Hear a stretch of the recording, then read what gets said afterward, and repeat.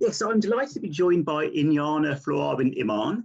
First of all, thank you very much for your time. You are obviously the director of the Free Speech Union. You write a lot about various things, like identity politics in particular. You're kind of a rising conservative writer. You stood as a Brexit Party candidate previously. First of all, thank you very much for your time. I want to start with the Free Speech Union. And what was it that made you want to get involved with that? What was the point where you thought free speech in Britain is actively under threat? Yeah, so I mean, I previously actually worked for an organisation called Index on Censorship. So it is a quite more well-known organisation, and it kind of fights for free speech internationally. But I was really interested in free speech, particularly when I went to university. So I've always really been interested in ideas and kind of exposing myself to such a broad range of intellectual and ideological diversity. And as much as my university experience was very enjoyable, I was genuinely surprised at what I would see as quite the limited range of perspectives that were considered to be valuable and important and worth hearing. And yeah, it was disappointing in some respects. And I then decided at university to actually start hosting a series of free speech debates, because there was a lot of controversies on campus related to the whole decolonize the curriculum and so on. And I was genuinely shocked at how little free speech was actually understood, and you know, the history, the arguments, and why it was so fundamental and important. And so it kind of wasn't ever anything that I originally had thought of when I was younger, that I was going to kind of end up being a free speech champion, as you will. But I realized that something like freedom of speech, essentially the bedrock of our democracy, to be able to kind of articulate your ideas, refine them, challenge them with other people, it is that dialectical process. And in that process, you know, that's where innovation, creativity can really, really emerge. And so I thought that if free speech is lost, then I think, you know, so much starts to fraction. We've really seen that. Particularly, I mean, even the Brexit debate, the whole breakdown of kind of constructive discourse, where, like, you know, people having a different opinion is no longer seen as a kind of respectable disagreement, is now seen as, you know, a kind of existential threat.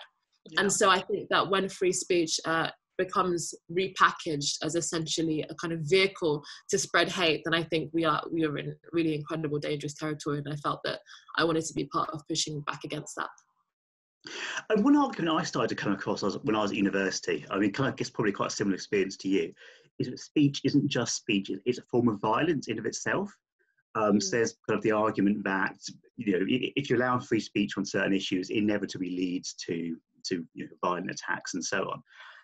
What do you think about that? Do you think there's any validity to that? You know, I think particularly with radical left politics recently, we've seen a massive redefinition of so many different terms. You know, loads of things have been redefined. I mean, even the term racist now, unfortunately, something as horrific as being a racist is now being kind of broadened to include so many different things, even the definition of woman. And so to me, I think that the idea of speech being violence, I think, is a really kind of low view of human beings. There's obviously certain types of speech that is provocative, that is inflammatory, and I don't think anybody denies that. But to essentially say that articulating words is akin to kind of physical violence, I think is really just is a political tool rather than anything grounded in reality. And so I think that, yeah, we should definitely go back to re-understanding and reconceptualizing speech as utterances and not as something that is kind of physically a threat. I mean, do you find the kind of the free speech equals violence argument actually actively quite scary, and almost slightly totalitarian? I mean, because it gives kind of almost any political ideology that decides to adopt it an excuse to shut down its opponents. At the moment, of course, it's being used by the woke left. But there's no reason why, you know, sections of the right can adopt the same argument, but say that, you know, backing the police will lead to violence, that kind of thing. I mean, did you find it a very authoritarian argument? Absolutely, and I think it really demonstrates also the naivety and what I would argue kind of intellectual shallowness about many of the arguments that are particularly coming out of the woke left. That this idea that you know, the things that they are doing is inherently you know, it's okay if they engage in authoritarian behaviours because obviously they're doing it for the right reasons. So you know, massively expanding the state, you know, expanding the definition of hate is totally okay because maybe the people that are doing it right now, they agree with. But obviously, you know, as you've just argued, at any point, anyone that we might deeply disagree with, even on the woke left can have that same power that they've obviously instituted and can use it in a completely different way. And so obviously the best situation is to keep speech as open and as free as possible to ensure that that kind of marketplace of ideas continues, so it doesn't become such a rigid and authoritarian boundaries to which speech can be articulated. Yeah. I mean, do you think kind of I guess you might call the woke threat to free speech is expanding? So, I mean, a few years ago, it kind of mainly seemed to, I mean, to me anyway, to become a university thing. You almost sort of thought, you know, is there much point worrying about this? I mean, it's kind of like a fringe issue. But certainly over the last couple of years and certainly over the last few months, it's really moved into all the institutions. So it's moved into broadcast media, it's moved into private industry, it's moved into pretty much every sector of our society. I mean, is that something you see coming, an ideology which is spreading out from its core and getting more powerful?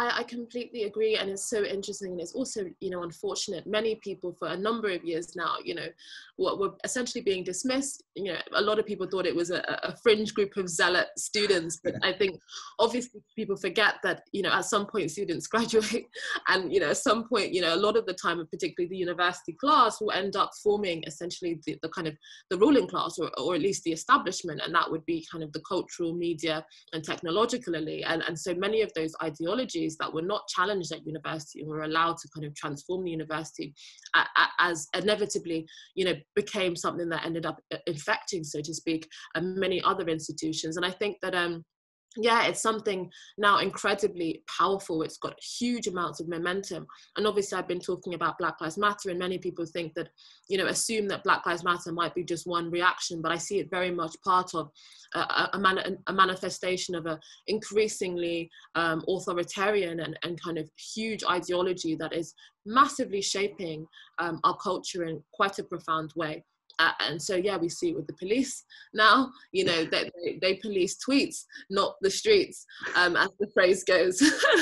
and yeah, the culture and media institutions. But I think it's even deeper than that, insofar as I think that woke ideology in particular is incredibly in line with kind of elite ideology, insofar as it gives it gives them an ability to essentially engage in quite meaningless gestures, authoritarian gestures that never actually get to the root of improving people's material lives. And we see it, you know, so many of these organizations putting a black square as if that somehow, you know, putting a black square in relation to Black Lives Matter, as if that somehow kind of means that they no longer have to do anything meaningful.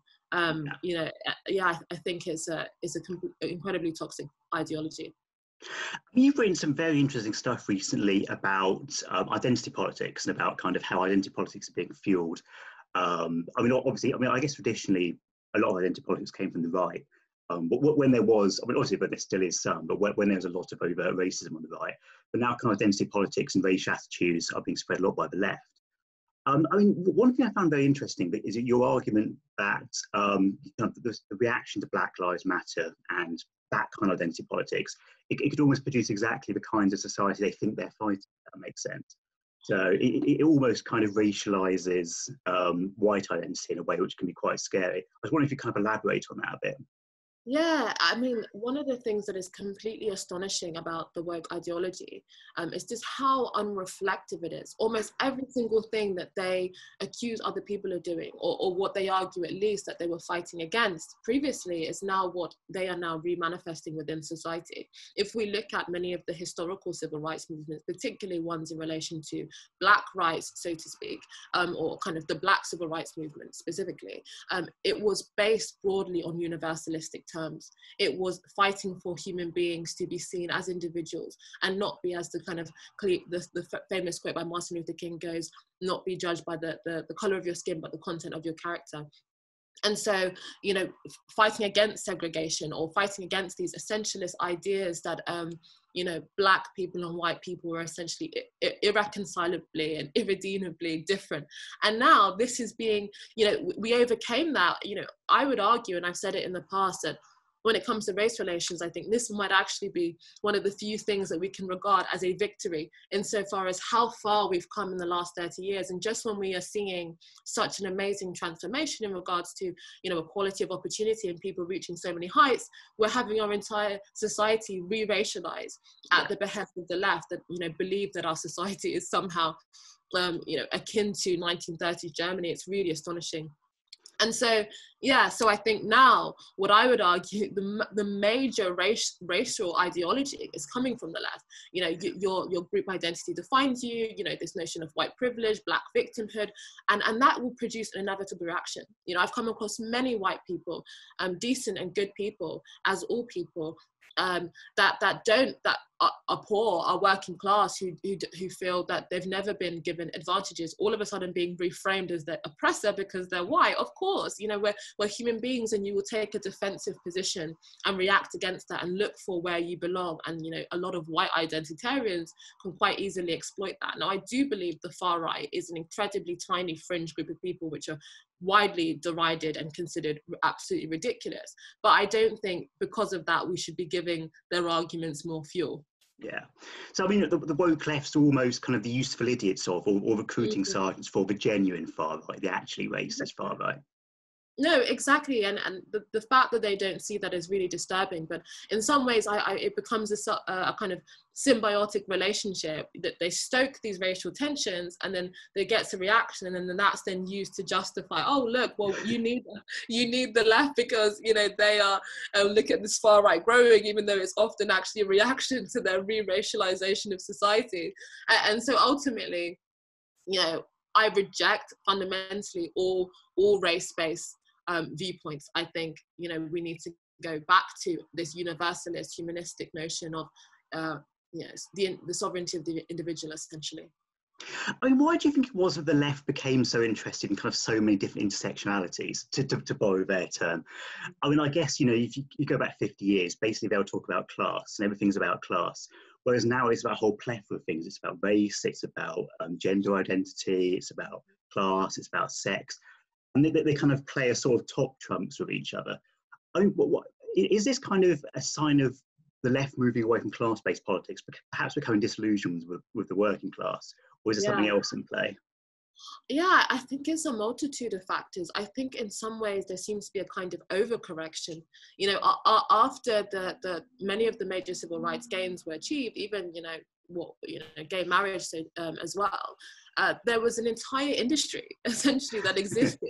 That can just existed to fight for these things, and, you know, all of a sudden many of the things had actually been achieved, but the industry didn't seem to think that maybe they should actually make themselves defunct because they'd essentially achieved social justice. And so now, particularly in the conversation about race, you know, you've got equality and diversity officers being paid tens and tens of thousands of pounds. You know, you've got whole organizations and charities that are dedicated to finding, you know, social victimization and perpetuating this kind of grievance narrative. And so there's actually now become a vested interest. It's really, I think, this is an area that I think massively needs to be exposed, the genuine vested interest in this narrative of keeping an entire demographic of people thinking that they are somehow, you know, that they have no agency, that they have no mechanisms to affect change in their own life and themselves. But yeah, I think that, so that's one level, but also academia plays a massive part. Another thing about the woke ideology, which I just think is so concerning, is how little they know about, many people prominently at least, talk about the origins of their ideas. So obviously I won't go into it, but, like, you know, as you mentioned, intersectionality, critical race theory is a really massive one. Critical race theory, in short, argues that racism permeates every single layer of our society. You know, everything is essentially racist. So there's almost nothing that you can do because everything has latent racism within it. And this is part of the ideologies that underpin many of these views. So the academy has a massive part to play in this kind of permeation of these ideas. So there's many factors that are contributing to this moment. One thing I found very interesting was how, obviously after the initial horrific killing of George Floyd and the kind of the initial protests, which I think most people would have a lot of sympathy with, how it started spreading around the world. So it started spreading not just from America to the UK, where we've got quite a different political and cultural context.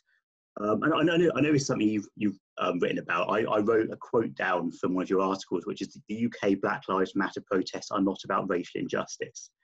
I mean, what do you think they are about? What do you think is fueling them? So I think that, again, similar to this ideology and this industry that exists, and I write about it in the article, there is a concerted effort to make this all-encompassing idea about what it means to be Black, you know, even what it means to be a woman, what it means to be transgender, all of these, because it kind of, these people, as I've kind of already alluded to, particularly based off of many of their ideologies, they see the world as essentially a struggle of power between different group identities. And so in order to do that, you must have an essentialized notion of what that particular identity means. And you see the way that manifests itself in particularly in the way that ethnic minority, for example, ethnic minority people are treated when they might deviate from this narrative. They are, you know, labeled in highly racially charged terms, considered traitors and stuff like that. So essentially, you know, when you see your identity, you know, in this kind of group-based terms, you've got a very particular idea of what that particular thing is. And so your whole worldview is then shaped on forwarding that ideology in the world in that particular way. Again, I think there's many, in regards to the protests in particular, I think there were many different reasons which caused the protests. You know, I think some of it was genuinely the pressure cooker of the lockdown. I think, you know, a lot of people just saw it as an opportunity to just completely let go and express rage and express a lot of emotions, and that is legitimate. But I think ultimately, the protests are not based on any material reality. They're not based on fact or evidence. And some of the ways we're seeing that now is that now the media are all of a sudden distancing themselves from the protest. Yeah. A lot of the momentum behind it has completely fallen apart. And that shows to me how much the kind of, again, the establishment were involved in perpetuating this, because there's actually, so far, no specific demands have actually come out of it a month later. And so a lot of it was based off of emotion, based off of this entire ideology of identity politics and kind of forwarding that. But what the substance behind it, I don't think is as substantial. One thing I was wondering about, certainly in the past few years, it seems to be, I guess particularly during the Corbyn era, almost felt like the left felt it had ownership over ethnic minority politics. So I'm thinking of that kind of infamous Corbyn quote, which was something along the lines of only Labour can unlock the talents of Black and ethnic minority Brits. And when people kind of stand up to that, so when Black and ethnic minority people don't go along with that, they come into quite a lot of abuse. So I'm thinking that Priti Patel has come under some really nasty racist abuse, and she's spoken out against it, you know, basically calling her a race traitor. And so some of it a kind of slightly anti-Hindu edge.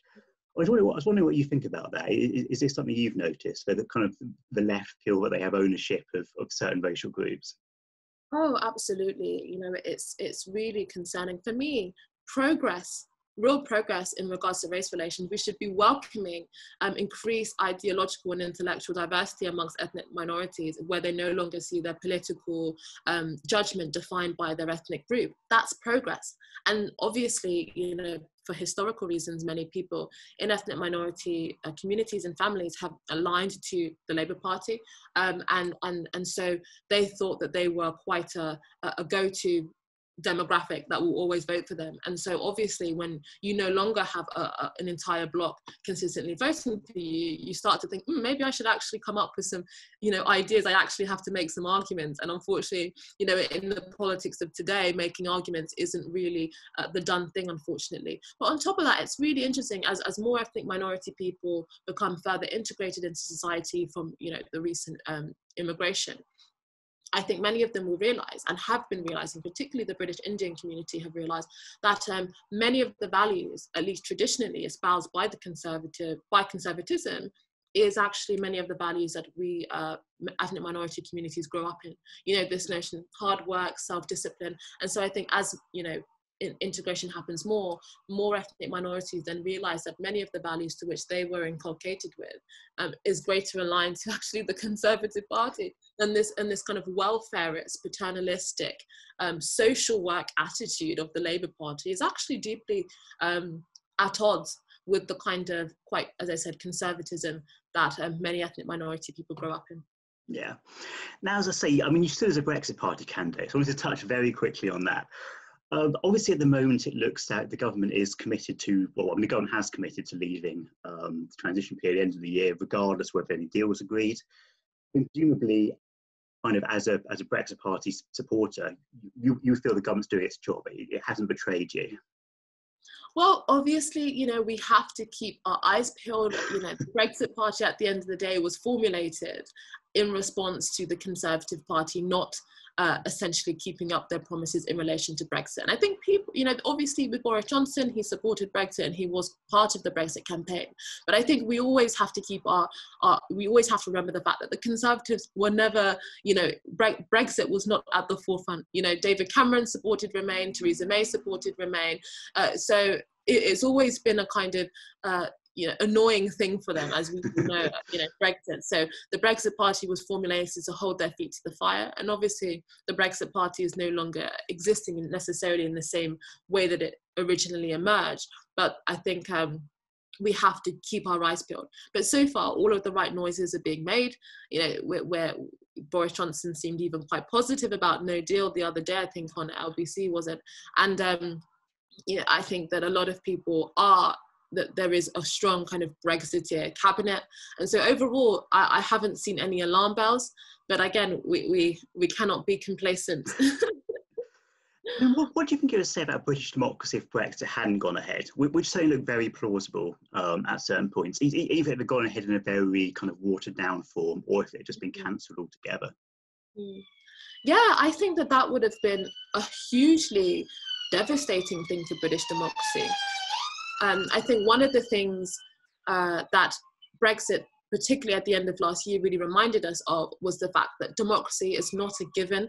It is not inevitable. If anything, we have to fight for it every single day, because actually a moment can come where people, because of their own kind of political zealotry, will be quite happy to overturn democracy and ignore it. I knew many Remainer people who were completely comfortable with ignoring the vote. Obviously, we saw with the Liberal Democrats, they were quite happy to even revoke, you know, not even having the kind of bizarre ridiculousness of a second referendum. They were just going to say, you know, actually 2 fingers up to anyone that voted for Brexit. So I think that's a huge wake-up call in terms of our democracy, and Brexit massively politicized people much more to kind of engage in politics at a deeper level. And I hope that at least for me, the whole take back control mantra was not just about the European Union. I think for me, it was very much more about democratization further in Britain, and also challenging many of the kind of structures in Britain that are resistant to democracy and resistant to kind of populism more broadly. And so I ultimately think that, you know, it was a massive wake up call in the fragility of our democracy, and that we have a lot more to do to continue that process. Well, that's very, I mean, one final very quick question. I mean, you kind of mentioned democracy, and there's been talk of a kind of new party forming, perhaps out of the ashes of the Brexit Party. So sometimes you hear the name Reform Party bandied about, which would be committed to House of Lords reform, probably electoral reform, and kind of have democracy would be its kind of its focus. And I guess it probably aimed to tackle to some extent what it sees as the politicalisation of the courts. Is that something you can see yourself being interested in? You know, I'm open. I'm open to all different things. I said, me being involved in this whole Black Lives Matter debate, again, this was nothing that I ever envisioned. Yeah. So ultimately, my politics is very much about seeing what the kind of material reality manifests itself as, you know, on what can be the most progressive position in that particular time. And so, you know, if a moment emerged where that became such a powerful momentum and driving force for change, then I would definitely be open to that. I support all of those reforms, but I think you cannot, in politics, force anything kind of thing. I don't think you can just make a party happen and everyone get supportive of it. It has to really be something that is really responded to from a kind of important phenomena in that moment. Well, I say it's been a real pleasure. Thank you very much for your time.